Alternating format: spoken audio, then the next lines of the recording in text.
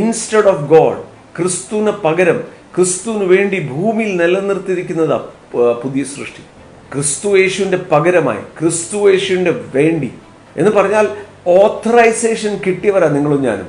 ഉപയോഗിച്ചോളാൻ പറഞ്ഞ അനുവാദം തന്നിരിക്കുക.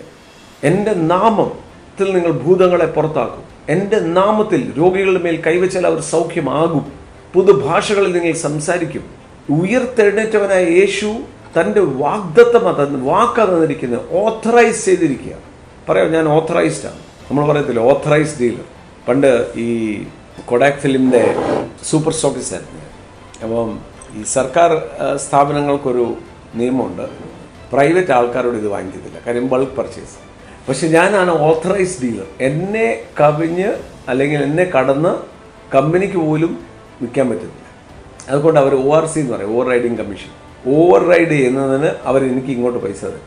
കാര്യം അവർ നേരിട്ട് ചെയ്യുക, പക്ഷേ അതിൻ്റെ ലാഭവിഹിതം എനിക്ക് തന്നിരിക്കും എന്ന് പറഞ്ഞാൽ യു ആർ ഓത്തറൈസ്ഡ്. നിങ്ങൾ പറയുന്നതിൻ്റെ അപ്പുറം ദൈവം ചെയ്യത്തില്ല. ഇതാരെക്കുറിച്ചായി പറയുന്നത്? എന്നെ കണ്ടുകൊണ്ടിരിക്കുന്ന ഓരോരുത്തരെക്കുറിച്ചും.